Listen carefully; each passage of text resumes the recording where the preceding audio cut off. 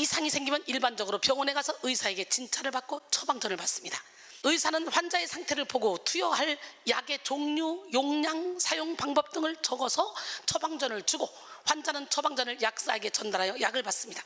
그리고 처방전의 내용대로 약을 복용하고 삶의 습관을 교정하면서 병의 호전을 위해 노력합니다. 탁월한 의사일수록 환자에게 적합한 처방전을 써줍니다. 명의는 병의 원인을 예리하게 추적해서 가장 효율적인 약과 치료 방법을 처방합니다. 한 부인이 정신과 병원을 찾았어. 남편과의 갈등으로 신경쇠약에 걸렸기 때문에 정신과 의사가 진찰을 끝내고 뜻밖의 처방전을 내놓았어요. 앞산 중턱에 있는 약수터에서 물통에 약수를 받아 가라는 거예요. 그리고 남편이 퇴근하여 돌아오면 일단 그 약수 한 모금을 입안에 머금 때 마시지는 말라는 거예요. 이 부인이 의사의 처방대로 약수를 받아갔습니다. 밤늦게 남편이 귀가하자 약수를 한 모금 머금었습니다. 남편이 집에 들어오자마자 아내에게 막 욕을 하고 불평을 터놔. 근데 약수를 한 모금 머금었으니 말을 할 수가 있어야지. 머금고 있으라고 했거든. 삼키지 말고.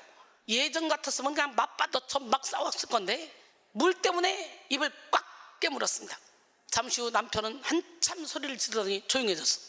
그리고 남편이 화를 낼 때마다 부인은 약수를 한 모금 머금었어.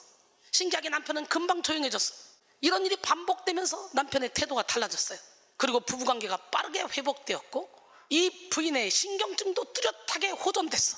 부인이 의사를 찾아가서 감사 인사를 했습니다. 선생님은 진짜 명이십니다. 어쩌면 그렇게 신비한 약수를 발견하셨습니까? 의사가 대답했습니다. 신비한 것은 약수가 아니라 부인의 침묵이지요. 듣기는 속히하고 말하기는 더디하다 그랬어. 입술의 문을 지킵시다. 따라합니다. 하나님이여, 내 입에 파수꾼을 세우시고 내 입술의 문을 지키소서. 창조주 하나님은 우리 인생의 모든 질병과 고통을 치료하시는 최고의 의사십니다. 언제든지 하나님께 나가기만 하면 우리는 말씀 속에서 최고의 처방전을 받을 수 있습니다. 하나님의 치료는 근원적인 치료이며 완전한 치료이자 영구적인 치료입니다.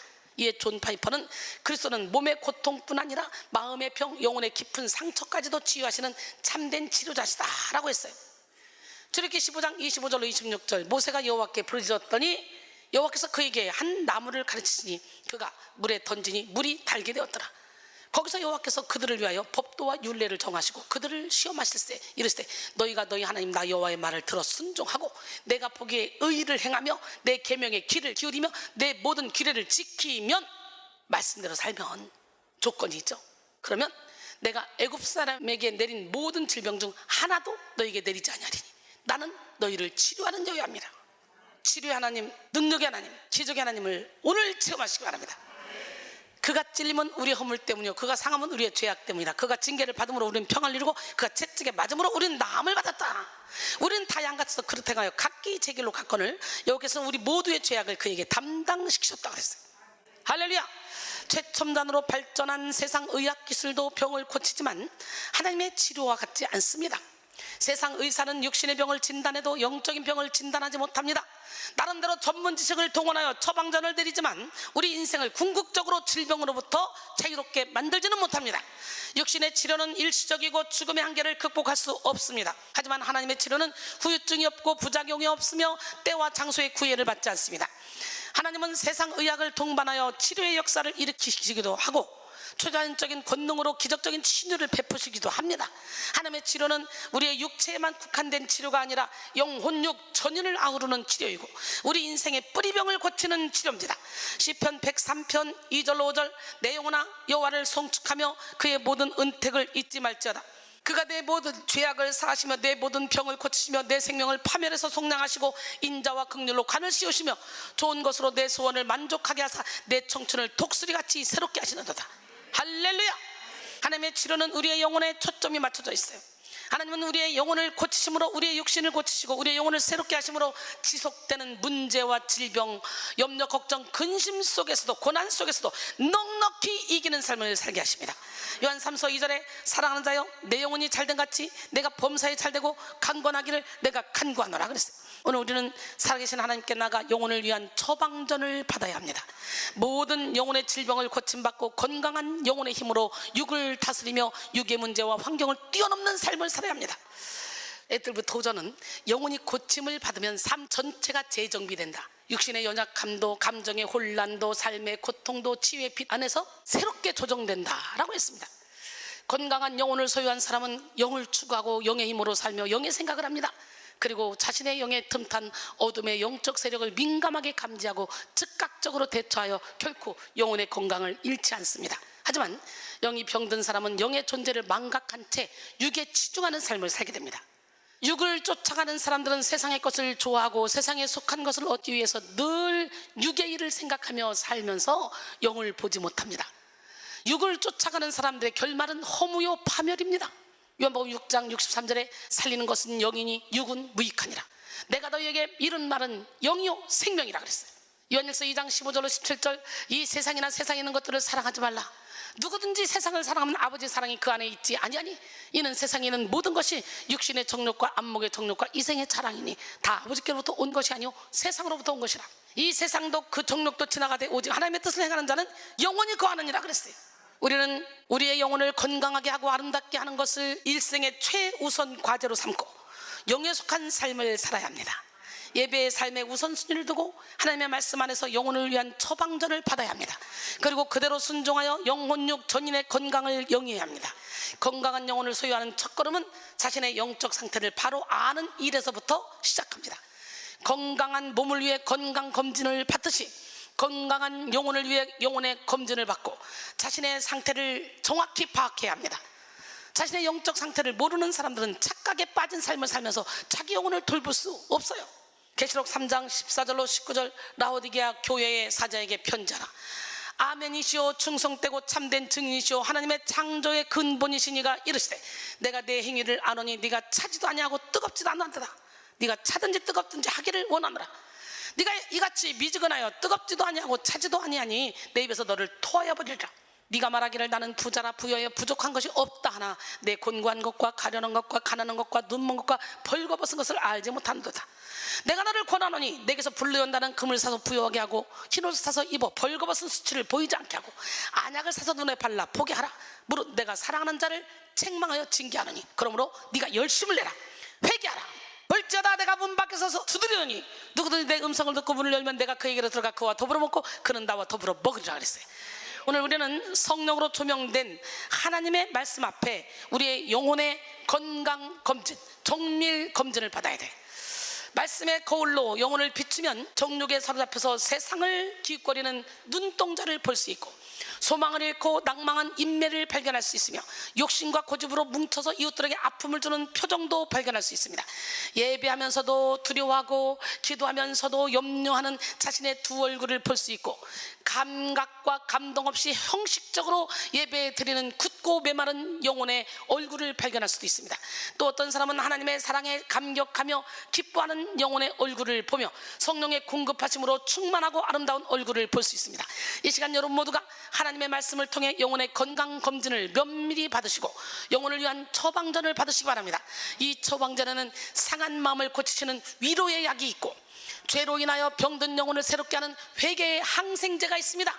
그리고 미혹된 생각을 바로잡는 진리의 해독제가 있습니다. 낙심, 열등감, 분노, 외로움, 근심, 두려움의 영혼의 질병에 대한 처방전을 받으시고 적용하여 영혼이 잘된 같이 범사에 잘되고 강건한 삶을 사시기 원합니다. 특별히 오늘 우리는 낙심에 대한 처방전을 받아야 합니다. 낙심은 한자의 의미로는 떨어질 락, 마음심, 즉 어떤 일로 인하여 마음이 절벽에서 떨어지듯 떨어져서 기운을 잃은 상태를 말합니다. 히브리어로 낙심은 마사스인데요, 황폐하게 한다는 뜻입니다. 낙심할 때 우리의 영혼육이 황폐해진다는 거예요. 황폐하다는 것은 곧 메말랐다는 의미입니다. 즉 더 이상 자라지 못하고 회복하지 못하고 열매 맺지 못하는 상태를 의미하죠. 또 헬라어로 낙심은 카코스인데요, 무가치한, 해로운의 뜻을 가지고 있어요. 사람이 낙심에 빠지면 기운과 의욕을 잃고 패배주의에 젖어들게 됩니다. 특히 신앙생활을 하다가 낙심에 빠지면 예배와 기도, 전도와 헌신 등의 영적인 일에 회의감을 느끼며 이게 다 무슨 소용이야? 아무리 열심히 해도 달라질 것은 없어 라는 생각에 잠기게 됩니다. 살아계신 하나님을 향한 믿음을 완전히 잃어버리고 오히려 하나님을 원망하며 불신과 대적의 태도를 보이게 됩니다. 일단 낙심이 틈타면 찬양과 기도에 불이 꺼집니다. 헌신과 봉사에 인색해지고 영적인 사고가 굳어져서 육신적인 방식을 고수하게 됩니다. 이렇게 참으로 낙심은 심각한 영적 질병입니다. 제 아무리 능력 있는 사람도 낙심에 빠지면 아무것도 할 수 없어요. 낙심은 오랜 시간의 헌신과 수고를 물거품이 되게 하고 순전한 믿음과 열심을 변질시킵니다. 이에 AW 도전은 사탄이 가장 먼저 누리는 것은 우리의 믿음이 아니라 낙심하게 만드는 마음이다. 낙심은 믿음을 무너뜨리는 가장 빠른 지름길이다 라고 했습니다.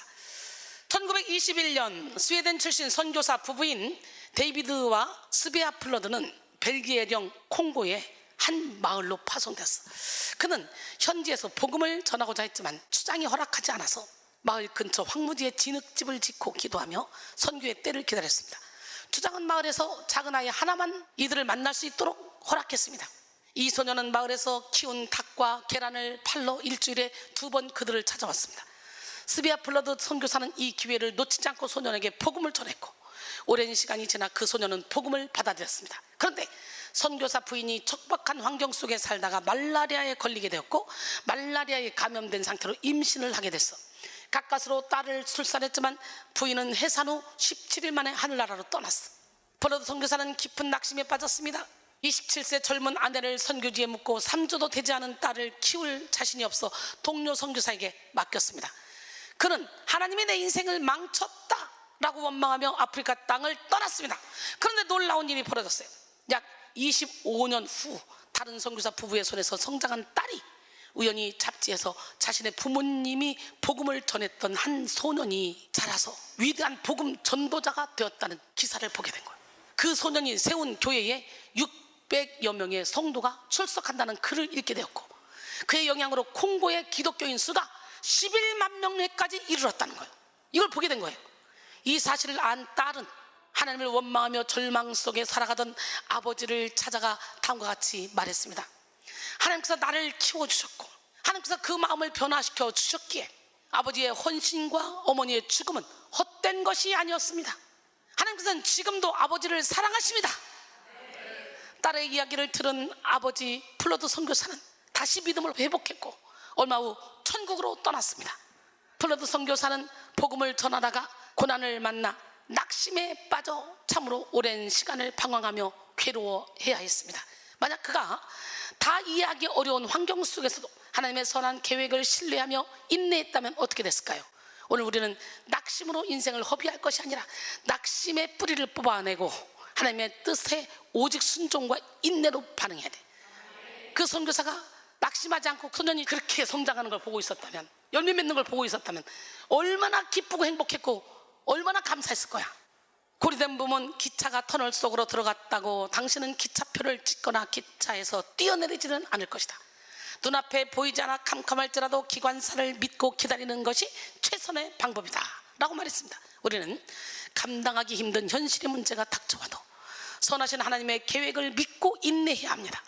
토마스 왓슨은 힘든 고난의 시기 앞에서도 믿음을 잃지 않고 감사와 인내로 견디는 자에게 하나님은 100배의 축복을 주신다 라고 말했어요. 야고보서 1장 2절로 4절 내 형제들아 너희가 여러 가지 시험을 당하거든 온전히 기쁘게 여기라. 이는 너희 믿음의 시련이 인내를 만들어내는 줄 압니다. 인내를 온전히 이루라. 이는 너희로 온전하고 구비하여 조금도 부족함이 없게 하려 합니다. 할렐루야. 인내는 그 자체가 믿음입니다.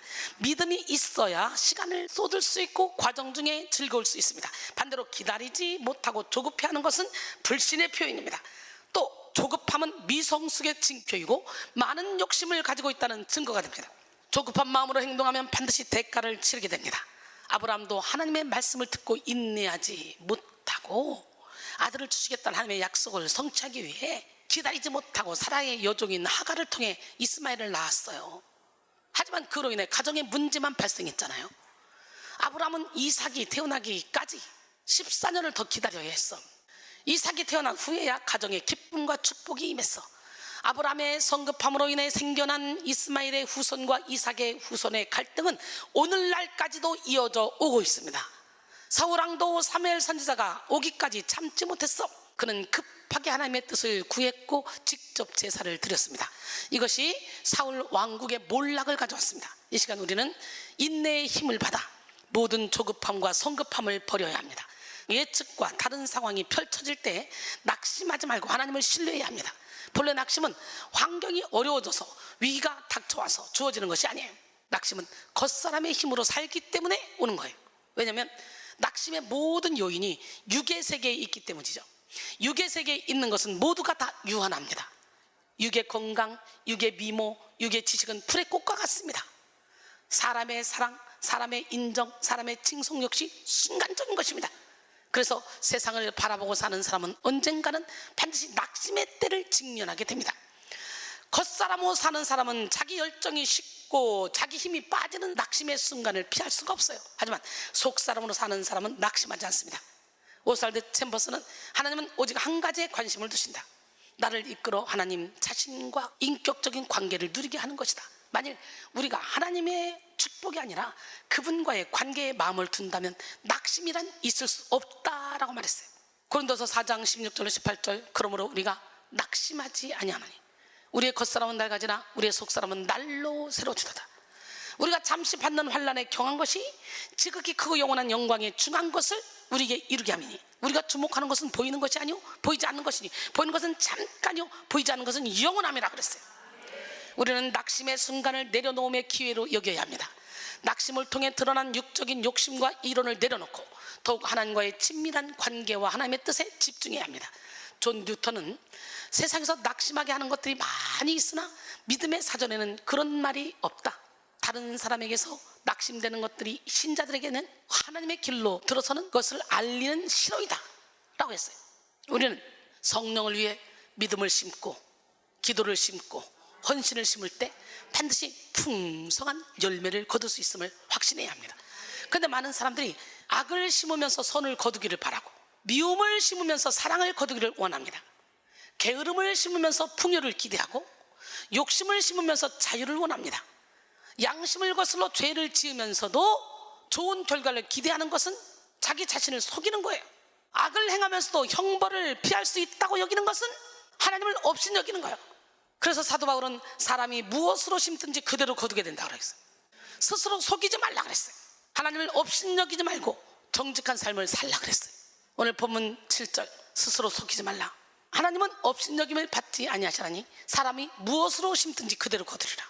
속이지에 해당하는 헬라어 플라나스데는 어떤 유혹에 미혹되어 믿음을 잃거나 진리에서 벗어나다라는 의미를 가지고 있습니다. 따라서 스스로 속이지 말라는 것은 악한 유혹을 받아 믿음을 잃고 죄를 지어 하나님의 뜻을 저버리지 말라로 해석할 수 있습니다. 또한 하나님은 업신여김을 받지 아니하시나니 에서 업신여김에 해당하는 헬라어 미크테리제타이는 바보 취급당하다, 무시당하다로 번역할 수 있습니다. 그러므로 하나님을 업신여기는 것은 하나님을 바보 취급하는 거예요. 하나님은 결코 누구에게도 속지 않으십니다. 우리는 심는 양대로, 심는 종류대로 거두게 된다는 사실을 명심해야 돼. 오직 성령을 위해 믿음을 가지고 최선을 다해 심는 인생을 살아야 돼. 이에 찰스 스탠리는 당신이 오늘 뿌리는 씨앗은 내일 당신의 성품이 되고 모레 당신의 운명이 된다 라고 했어요. 지금까지 이기적이고 육적인 삶을 살았을지라도 이제는 이타적이고 영적인 삶을 살아야 합니다. 시편 126편 5절로 6절, 눈물을 흘리며 씨를 뿌린 자는 기쁨으로 거두리로다. 울며 씨를 뿌리러 나가는 자는 반드시 기쁨으로 그 곡식단을 가지고 돌아오리로다 그랬어요. 할렐루야. 누가복음 6장 38절에 주라 그리하면 너희에게 줄 것이니 곧 후이되어 누르고 흔들어 넘치도록 하여 너희에게 안겨주리라. 너희가 헤아리는 그 헤아림으로 너희도 도로 헤아림을 받을 것이라 라고 했어요. 잠언 11장 24절 25절, 흩어 구제하여도 더욱 부하게 되는 일이 나니 과도히 아껴도 가난하게 될 뿐이라. 구제를 좋아하는 자는 풍족하여 질 것이요 남을 윤택하게 하는 자는 자기도 윤택하여지리라 그랬어요. 육에 속한 물질, 인기, 명예, 권력을 탐하며 육체를 위해 심는 자는 결국 육체로부터 썩어질 것을 거두게 됩니다. 아무리 많은 것을 심어도 마지막 날에 아무것도 남는 것이 없어요. 그런데 성령을 위해서 심는 자는 성령으로부터 영생을 거두게 돼요. 갈라디아서 6장 8절에 자기의 육체를 위하여 심는 자는 육체로부터 썩어질 것을 거두고 성령을 위하여 심는 자는 성령으로부터 영생을 거두리라. 육체를 위하여 심는다는 것은 자기의 이익, 쾌락, 인정력, 세상적 성공 등을 위해 시간과 에너지, 자원을 사용하는 삶입니다. 이런 삶은 외적으로는 화려해 보일 수 있지만 결국 썩어질 것, 즉 영적 부패, 상실, 심판이라는 결과를 가지고 오게 되는 거예요. 성령을 위해 심는다는 것은 내주하신 성령님이 기뻐하시는 선택과 행동을 한다는 거예요. 성령의 인도를 받고 순종하는 것이고 성령의 감동에 민첩하게 반응하는 거예요. 성도 안에 거하시는 성령님은 자기의 기쁘신 뜻을 위하여 우리에게 소원을 두고 행하게 하십니다. 빌립보 2장 13절 너희 안에서 행하시는 이는 하나님이시니 자기의 기쁘신 뜻을 위하여 너희에게 소원을 두고 행하게 하시나니. 육적인 사람은 성령의 소원이 아니라 자기 육체 안에 도사리고 있는 죄의 소원을 따라 살아갑니다.